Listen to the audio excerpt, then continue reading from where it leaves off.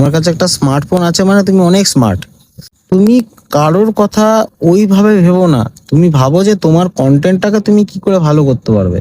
ঠিক আছে, সবাই একটা ধারণা আছে যে প্রথম দিকে যারা ইউটিউবে বড় হয়ে যায় বা বড় ক্রিয়েটার আছে তারা ইউটিউবের প্রতি বা ফেসবুকের প্রতি প্রচুর খরচা করে।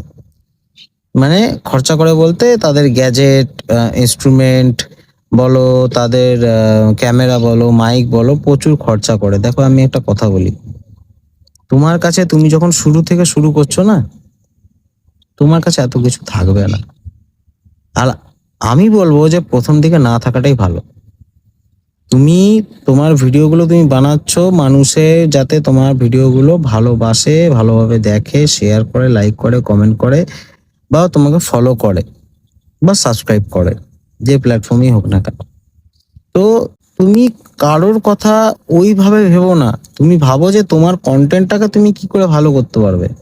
তোমার কন্টেন্টই যদি ভালো না হয়, তোমার এই গ্যাজেট দিয়ে কোনো লাভ নেই। এটা আমি আমার নিজের অভিজ্ঞতা থেকে বলছি। আমিও এটা ভাবতাম যে এত বড় বড় কন্টেন্ট ক্রিয়েটার, ওদের ক্যামেরা এত সুন্দর, ভিডিওগ্রাফি এত সুন্দর, এগুলো ফ্যাক্টর করে। কিন্তু কি বলতো, তোমার তো এখন ক্যাপাবিলিটি নেই। তুমি অত কেন ইনভেস্ট করবে? তার জন্য ঘরে ঝামেলা করে, অশান্তি করে, টাকা পয়সা নিয়ে একটা এই গ্যাজেট কিনে নিলাম, ভিডিও বানালাম, ভাইরাল হলো না বা কিছুই হলো না, তারপরে গ্যাজেটগুলো ঘরে পড়েই থাকবে। তো আমি বলবো যেটুকু আছে সেইটুকু দিয়ে বানাও। তো একটা ছোট্ট স্মার্টফোন দিয়ে তুমি যদি দিনের বেলায়, আমি রাতের বেলার কথা বলছি না, কম দামি স্মার্টফোনে রাতের বেলা ভালো ভিডিও আসে না। তুমি যদি একটা ভিডিও দিয়ে, মানে একটা স্মার্টফোন দিয়ে, সরি, তুমি যদি একটা স্মার্টফোন দিয়ে যদি একটা ভালো ভিডিও বানাও না, সেটাকে যদি ভালো করে এডিটিং করো, ঠিক আছে, এডিটিং এ অনেক খেলা থাকে, এডিটিং যদি করো ভিডিওটাকে ভালো করে, তোমার এই পাতি ফোনের ভিডিওই একদিন ভাইরাল হবে।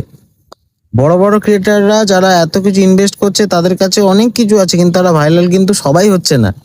তো জেনে রাখবে, তোমার এডিটিং, তোমার কথা বলা, তোমার স্টাইল, তুমি মনে করছো তোমারটা ভালো না, কিন্তু অনেকের অনেকের কাছে তো তোমার মতোই অনেক এরকম হতে পারে, তাদের কাছে তো ভালো লেগে যেতে পারে।